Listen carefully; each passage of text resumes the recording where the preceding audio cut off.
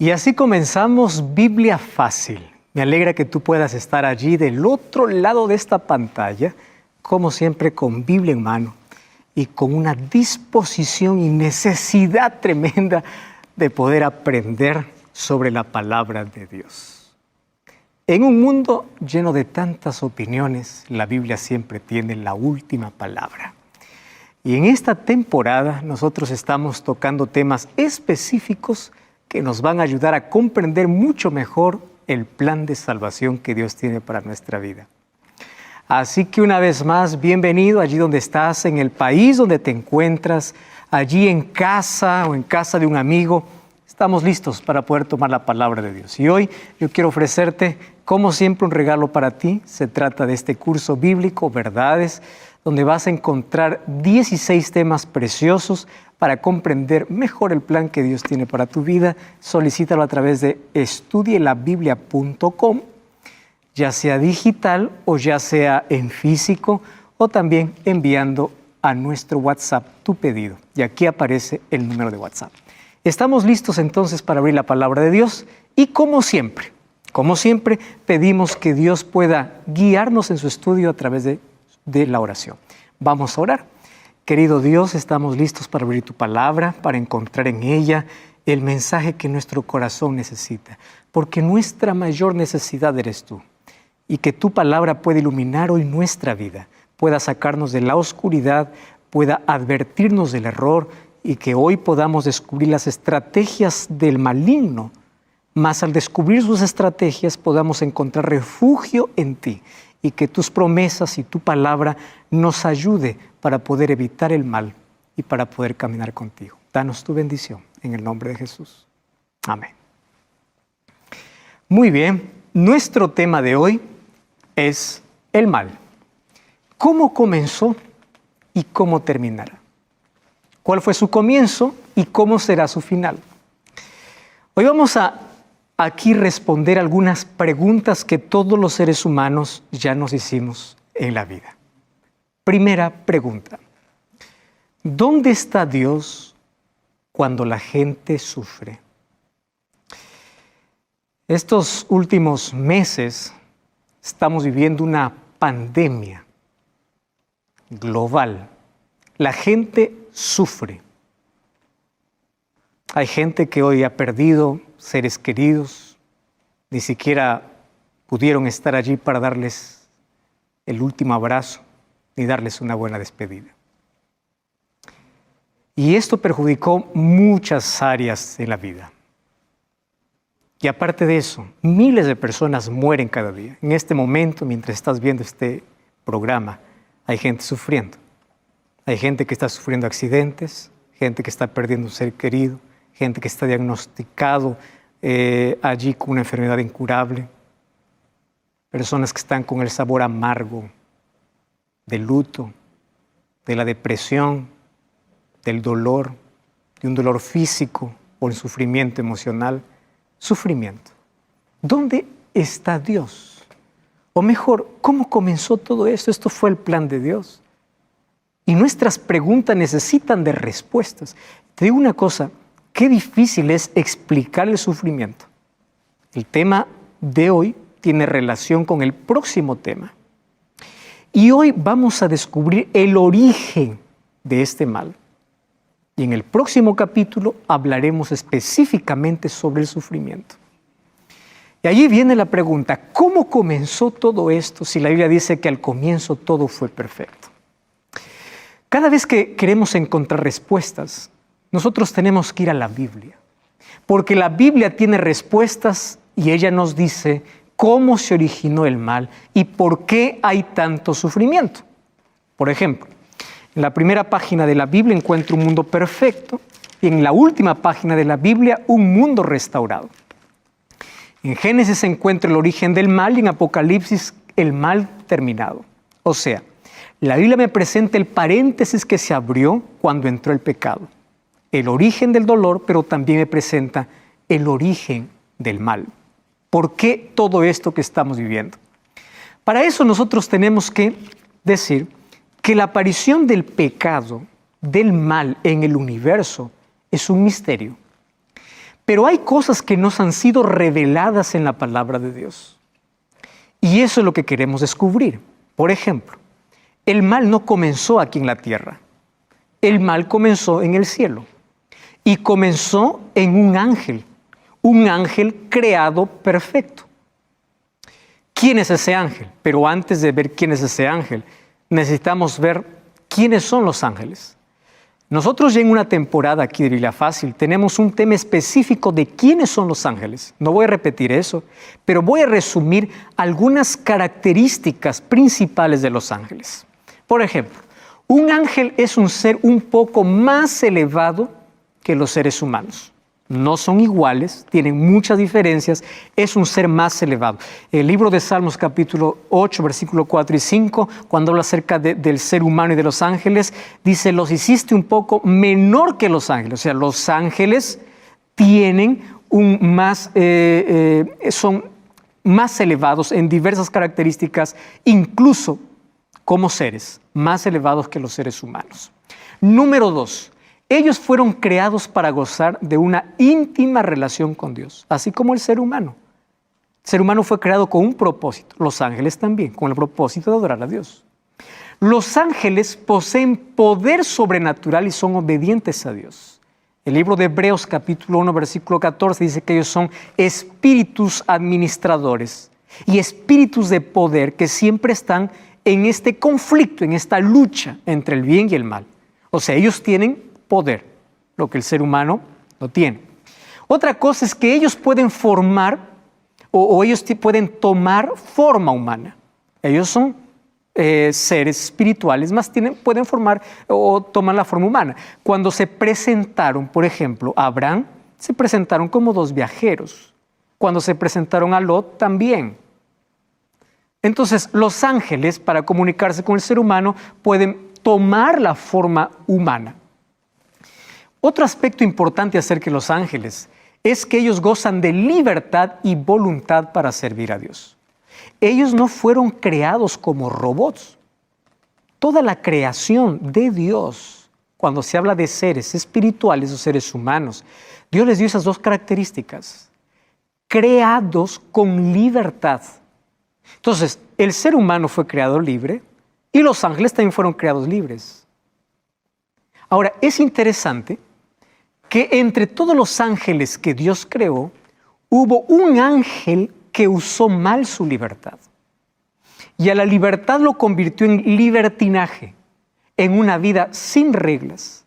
Porque el cielo es un lugar de orden. Y en el cielo estaba la ley de Dios, que es la base de su gobierno, para mantener la armonía. Uno de los ángeles se rebeló. Uno de los ángeles usó mal su libertad. ¿Y qué cosa hizo? Contaminó todo el cielo. Primero él se contaminó y luego empezó a contaminar el cielo. Y él quiso una vida independiente de Dios. Y allí se originó el pecado. Si tú te das cuenta cómo se origina el pecado, se origina de una manera simple, independencia de Dios. Y ahora vamos a ver algunas características de cómo comenzó el pecado. Satanás, o como hoy lo conocemos, que un día fue un ángel, su nombre era Luzbel o Lucifer, ángel de luz. Él no mató, él no robó, él no hizo cosas que nosotros aquí nos escandalizamos y llamamos pecado. Y es pecado. Sin embargo, pecado tiene su raíz en algo, independencia de Dios. Y al independizarse de Dios, tú empiezas a quebrar toda la ley de Dios. O sea, romper la ley de Dios es el resultado de una vida independiente. Y así comenzó el mal. Y él tenía unas características interesantes. En la Biblia encontramos dos libros que hablan sobre estas características. Mira, el libro de Ezequiel capítulo 28, abre allí tu Biblia, Ezequiel capítulo 28, versículo 12. Allí en profecías que se habla al rey de Tiro y al rey de Babilonia, hace representación de lo que ocurrió en el cielo, o toma a esos reyes como símbolo de lo que ocurrió en el cielo. Ezequiel capítulo 28, versículo 12, dice así: dile al rey del Tiro, este es un símbolo que está usando, así ha dicho el Señor, tú eras el sello de la perfección, lleno de sabiduría y de hermosura. Él no era como muchos se pintan ahora, ¿no? Satanás es alguien que tiene cuernos, alguien que tiene uñas largas, alguien que es horrible. No. A pesar de que él se rebeló contra Dios, toda su belleza no le fue quitada, tampoco su poder. Entonces, él es uno de los seres más hermosos. Dice que él fue creado en hermosura, en perfección y en sabiduría. ¿Qué características?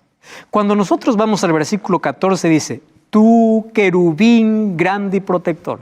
Por eso sabemos de que no está hablando el rey de Tiro, sino que está usando la figura del rey de Tiro para hablar acerca de lo que ocurrió en el cielo. Dice, tú querubín protector, yo te puse en el santo monte de Dios, ahí estuviste y en medio de las piedras de fuego te paseabas. Está hablando acerca del santuario celestial. Allí estaba este querubín protector. El versículo 15 dice, perfecto eras en todos tus caminos desde el día que fuiste creado hasta que se halló en ti maldad. Era perfecto. Dios no creó a Satanás. Dios creó ángeles libres. Uno de ellos usó mal su libertad. Versículo 17. Se enalteció tu corazón a causa de tu hermosura y te corrompiste a causa de tu sabiduría y esplendor. Te arrojaré por tierra, delante de los reyes te pondré para que miren en ti. Ezequiel capítulo 28 me da 3 características. Lleno de hermosura y sabiduría, querubín protector. ¿Qué cosa protegía?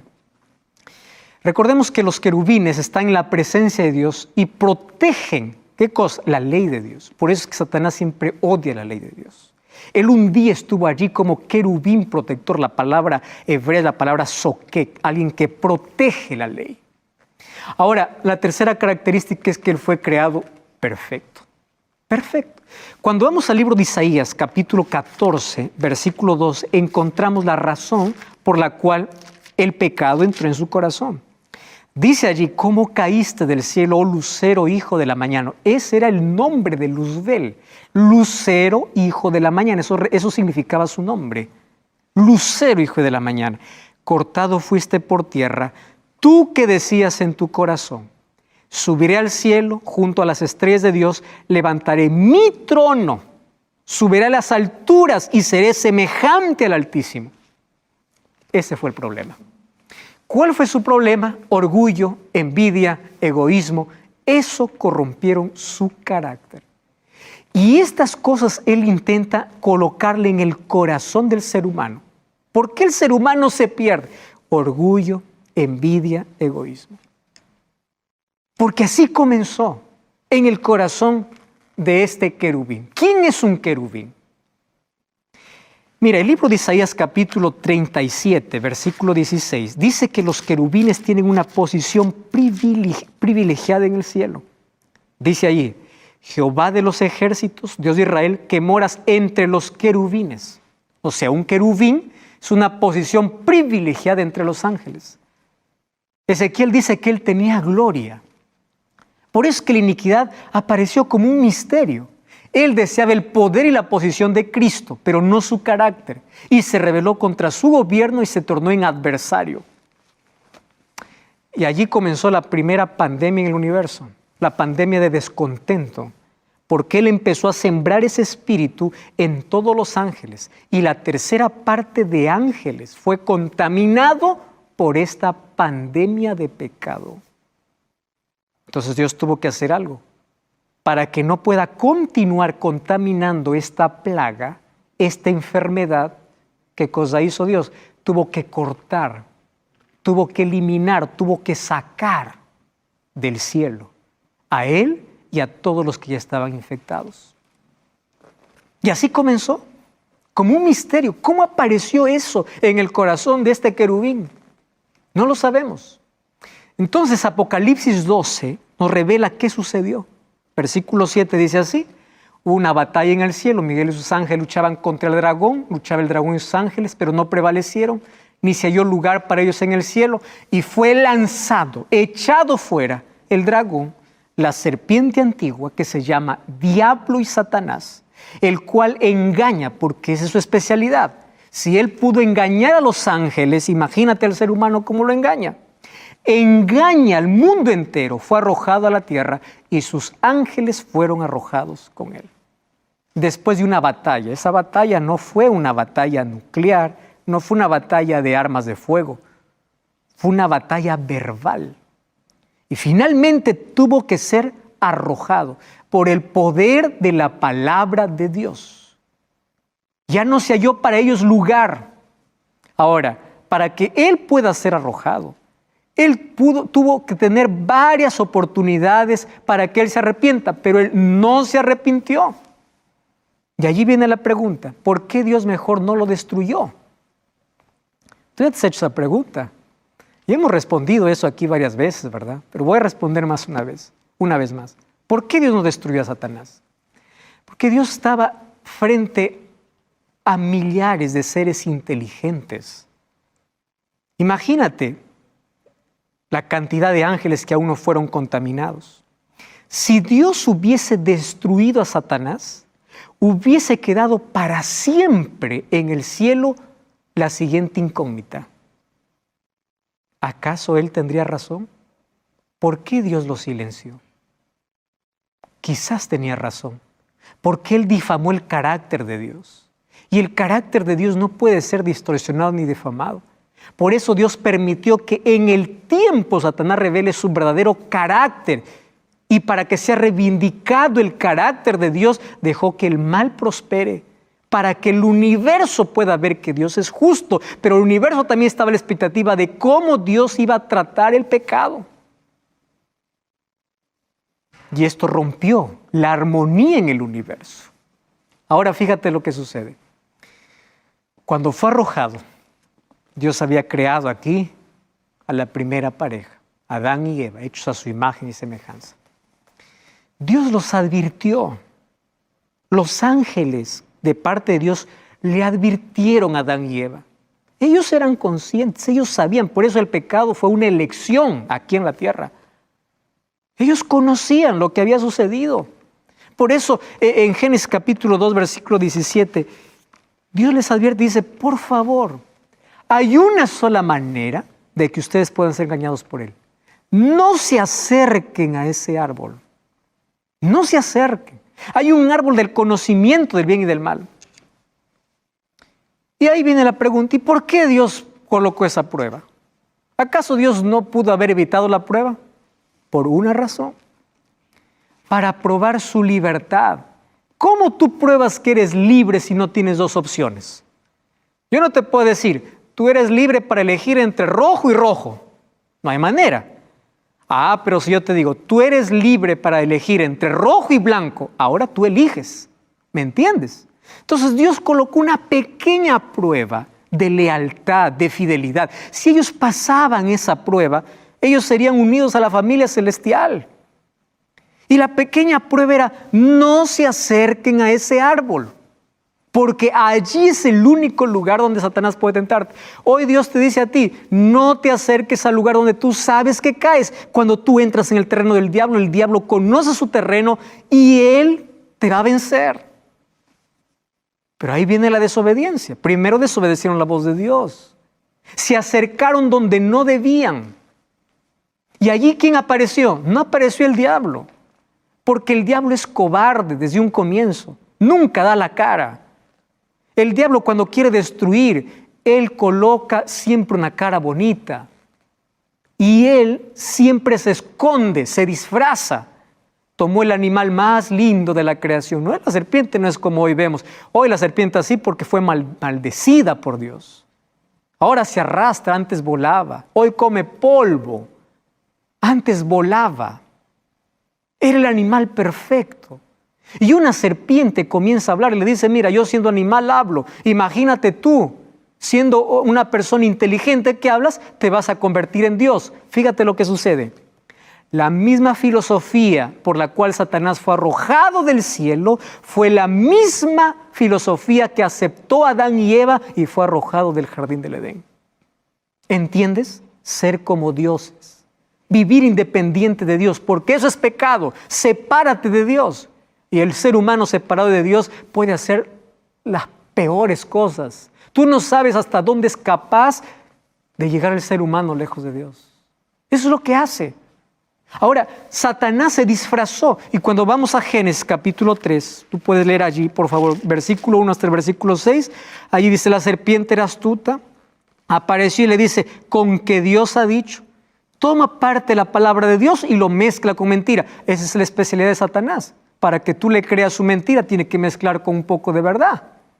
O la verdad lo mezcla con un poco de mentira. Y allí comienza ese diálogo. Él se disfrazó. Él encantó a Eva.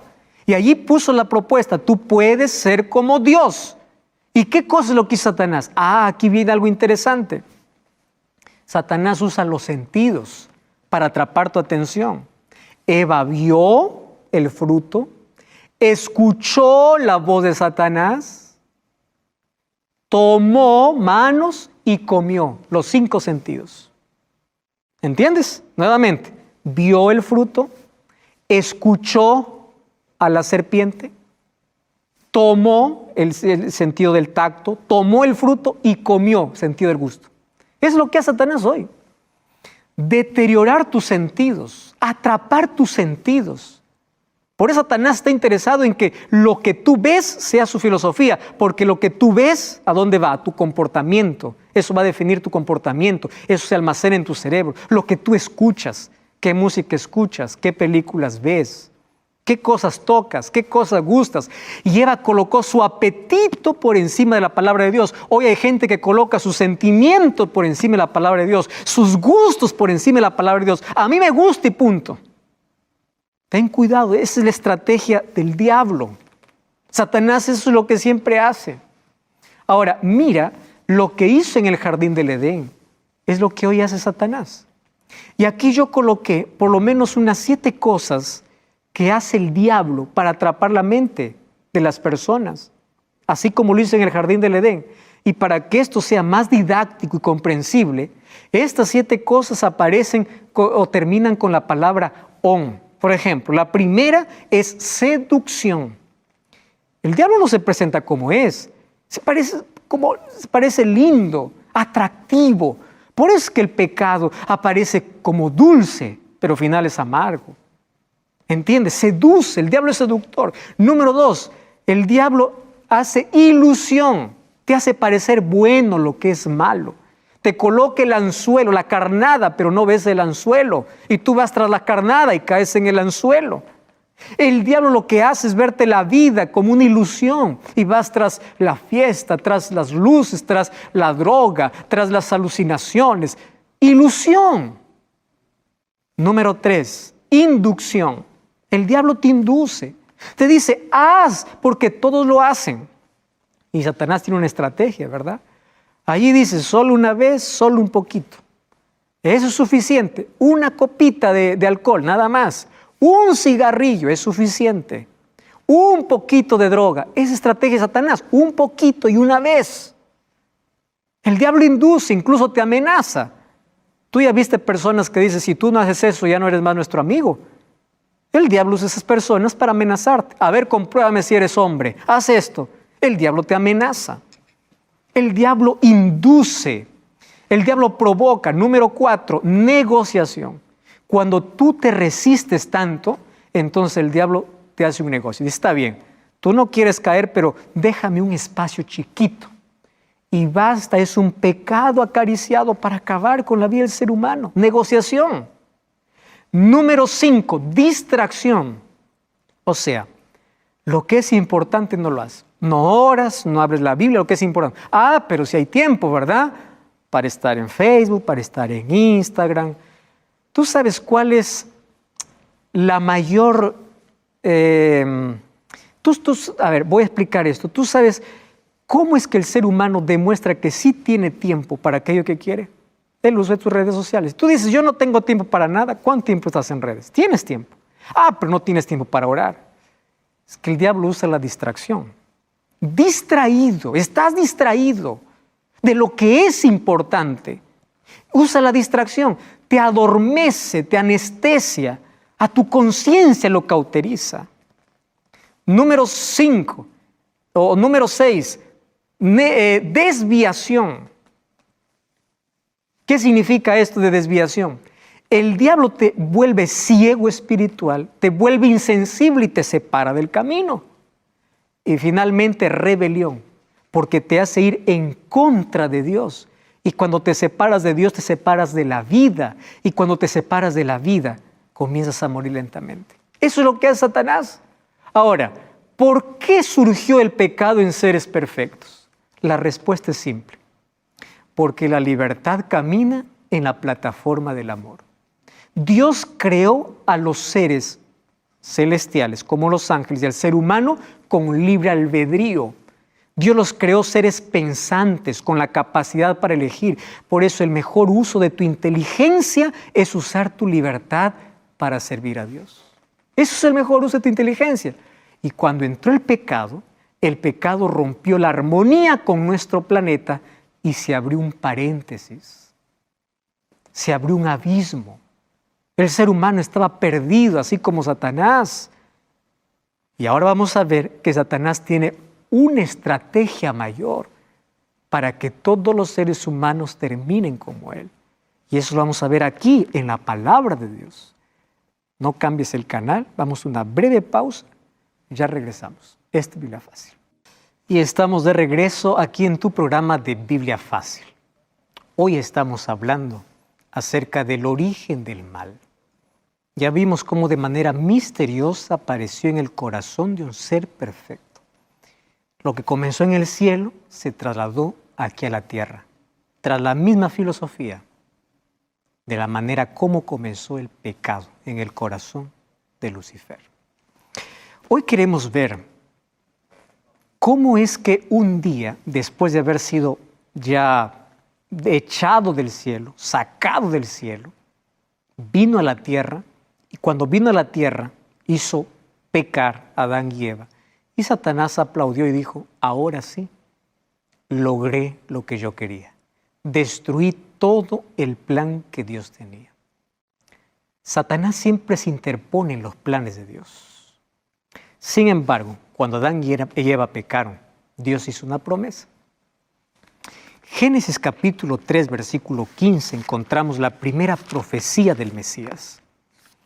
Y allí cuando Dios llama a un juicio, dice así, pondré enemistad entre ti y la mujer, entre tu simiente y la simiente suya. Esta te herirá en la cabeza y tú le herirás en el calcañar. Dios está prometiendo que de la simiente de la mujer vendría alguien que pisaría la cabeza a Satanás. Ese descendiente sería Jesús.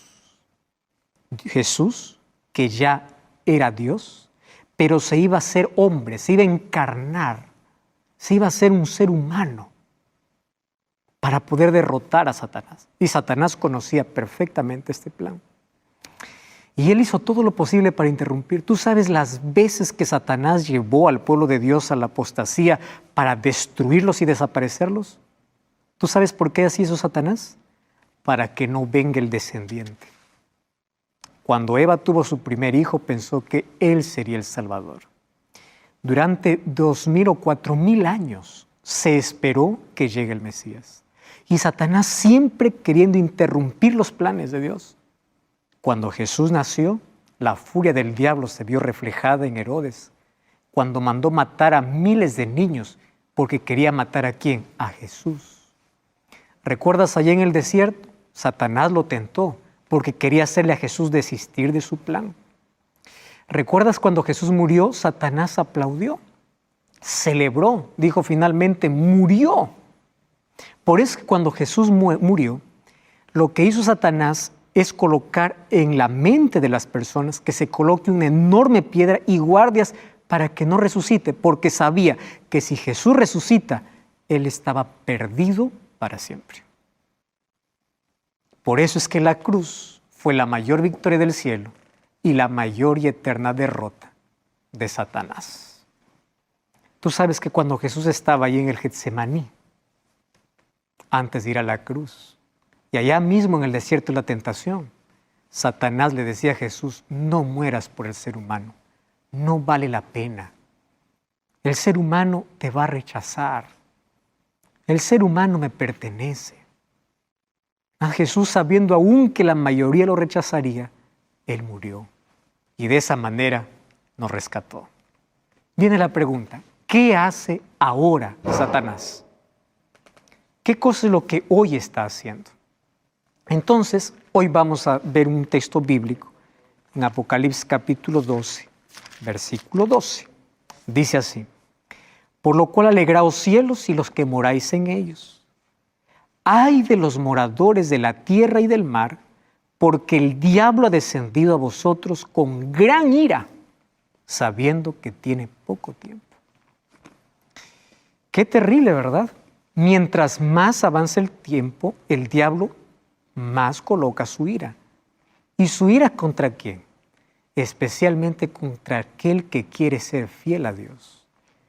Y el ser humano quiere destruir completamente el mundo. El ser humano quiere destruir o Satanás quiere destruir al ser humano. Lo quiere destruir. Pero antes de destruirlo, lo toma primero como juguete. ¿Tú has visto cuando un gato juega con un ratón antes de comerlo? Así hace Satanás con el ser humano. Y hoy vamos a descubrir en la Biblia cómo él tiene algunas estrategias. Primero, ¿cómo lo destruye? Llenando su corazón de mentira, de engaño. Juan 8:44 dice que él es el padre de la mentira. Él engaña, pero no solo engaña, él persigue. En Apocalipsis 12 encontramos que persiguió a Jesús, persiguió a la iglesia en la Edad Media. ¿Recuerdas la Santa Inquisición? Persiguió a fieles cristianos y volverá a perseguir en este tiempo del fin. Número 2, Satanás cita la Biblia de manera errónea. Lo citó a Jesús mismo en el desierto. Porque escrito está, le dijo Satanás. Pero lo citó erróneamente. Y hoy Satanás incluso está detrás de púlpitos de grandes iglesias, haciendo que sus líderes puedan citar la Biblia de manera errónea. Por eso ya vimos en el programa anterior, sé cuidadoso al leer la palabra de Dios. Anda a comprobar si realmente eso dice la palabra de Dios. No te contentes con un sermón que escuchas. Comprueba, lee. Aquí nosotros te presentamos cientos de textos para que tú compruebes lo que dice la palabra de Dios. Otra cosa, Satanás acusa falsamente. Y a mí me preocupa que aquellos que siempre están criticando y acusando a sus hermanos, detrás de ellos está Satanás. Porque él es el acusador por excelencia. Apocalipsis 12:10 dice, ya no está aquí, fue lanzado fuera el que acusaba. No te pongas de parte de Satanás. Si tienes que corregir, anda, habla solas, con amor, ora con él, en privado, no en público. Porque si no te conviertes en un instrumento de Satanás. ¿Cómo Satanás acusa? Usando seres humanos. Ten cuidado con eso. Otra cosa, lo que hace Satanás, coloca trampas para que el ser humano caiga sin darse cuenta. Hace guerra contra el pueblo de Dios. Y una de las cosas que me sorprende es que Satanás no hace guerra con todo el mundo. 12:17 de Apocalipsis dice así: el dragón se llenó de ira contra la mujer. Mujer representa la iglesia. Pero se fue a hacer guerra contra el resto de la descendencia. ¿Quiénes son? Los que guardan los mandamientos de Dios y tienen el testimonio de Jesús. Cuando alguien se levanta y dice, te odio porque hablas de la ley de Dios, que el sábado, que la ley no existe, que la ley ya fue. Cuando yo le digo entonces ahora hay que matar, hay que robar. No, pero si eso es la ley. Y cuando alguien habla en contra de la ley de Dios, está siendo instrumento del diablo. ¿Por qué está siendo instrumento del diablo? Porque dice que el diablo odia a los que guardan los mandamientos de Dios. ¿Entiendes? Otra cosa lo que hace el diablo incita a la traición. Él se colocó en el corazón de Judas para poder traicionar. Él está detrás de cualquier traición. Otra cosa, él hace milagros. No creas que todo milagro que ves viene de Dios. Cuando Moisés se presentó a Faraón, los magos de Faraón también hicieron milagros. Y eso no significa que los milagros eran de Dios. Entonces, si alguien viene con una extraña predicación haciendo milagros, no creas en el milagro. Ten mucho cuidado. El libro de Segunda de Corintios, capítulo 11, versículo 13 hasta el versículo 15, dice: no os sorprendáis que el diablo se disfraza hasta como un ángel de luz. Entonces, él hace milagros y todos sus demonios personifican. Por eso es que hay personas que dicen: yo vi a fulano de tal que murió, yo conversé con mi abuelo que murió hace 10 años. Todos sus demonios están presentes en todas las sesiones espiritistas. El diablo hace todo para que tú puedas creer en algo que la Biblia no dice. Yo vi que un yeso lloró. ¿Quién está detrás? Un demonio. Yo vi que aquí sucedió un milagro. Pero eso no dice lo que dice la Biblia, pero sucedió el milagro, yo creo en el milagro. Cree en la palabra de Dios, aunque lluevan milagros, que tu fe no esté en un milagro, esté en la palabra.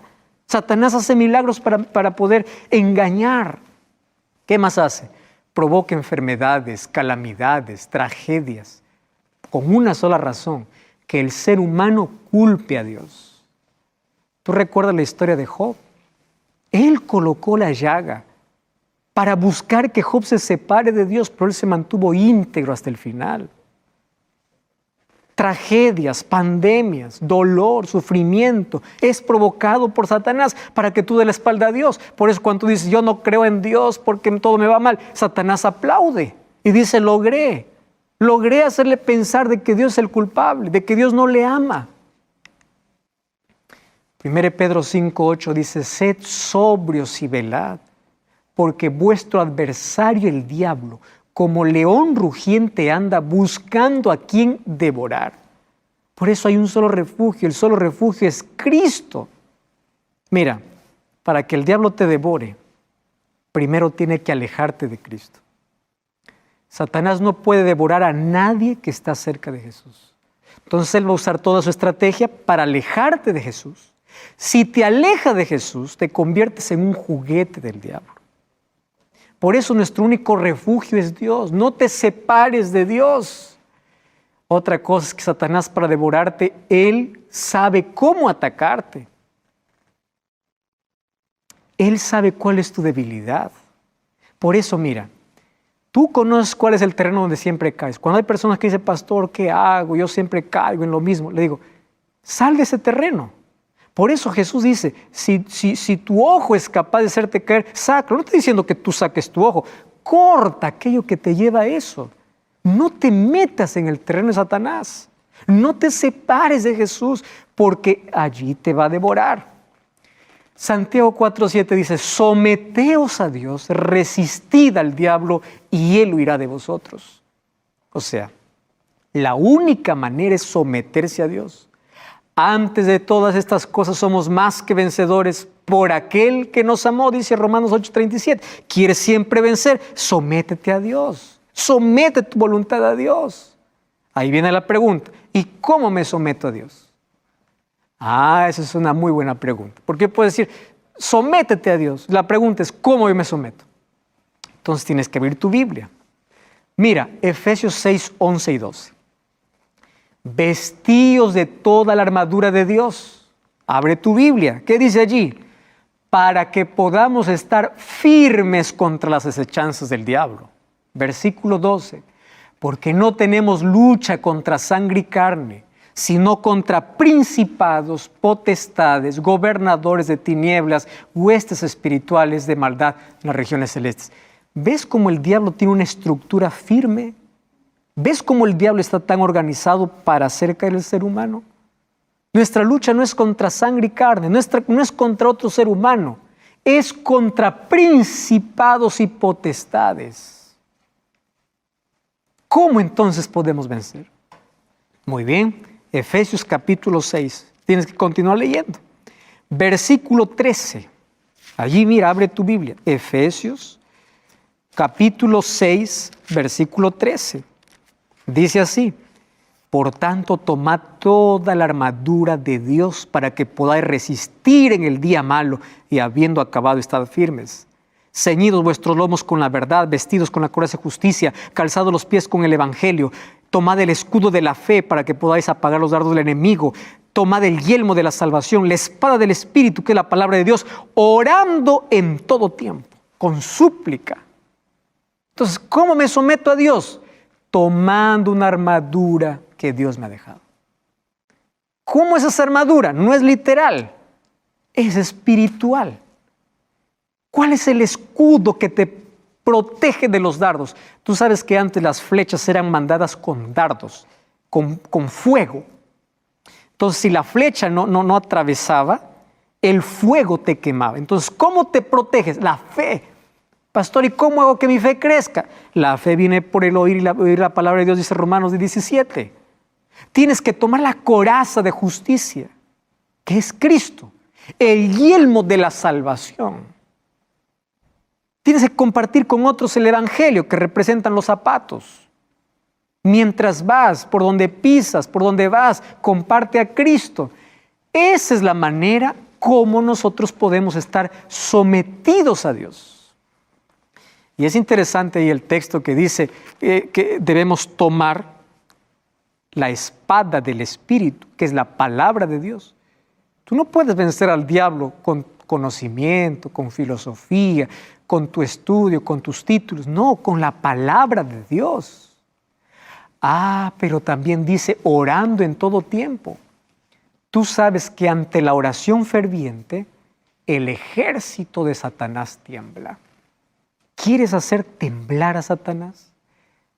Ponte de rodillas todos los días delante de Dios. Dice que Satanás aumenta sus mentiras porque sabe que le falta poco tiempo. Y yo quiero hablarte hoy con todo mi corazón. Mira cómo hace Satanás hoy. Satanás hace creer al ser humano que tiene mucho tiempo. Hace algunos años escuché una historia de alguien que soñó que Satanás hizo una comitiva allí con todos sus demonios. Y allí decía, ¿cómo puedo hacer para que el ser humano esté perdido para siempre? Uno dice, mira, la mejor manera que el ser humano se pierda es colocando la incredulidad y el ateísmo. Vamos a decirle que Dios no existe.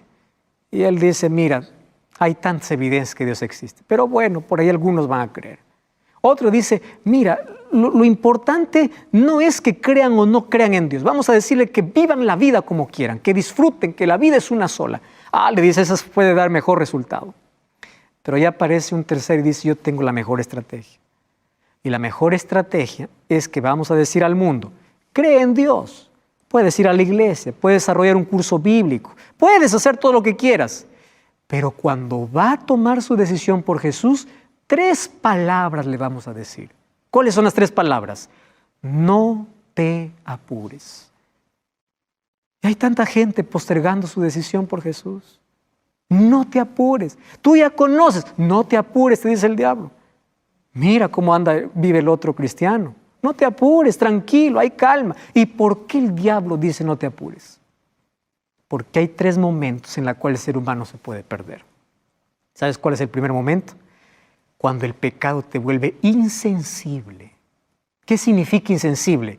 Tú ya no tienes conciencia de pecado. Eso se llama pecado contra el Espíritu Santo. Si algunos días recibí un mensaje a mis redes sociales de una persona desesperada, diciéndome así, pastor, yo estoy perdido. Usted no sabe las cosas.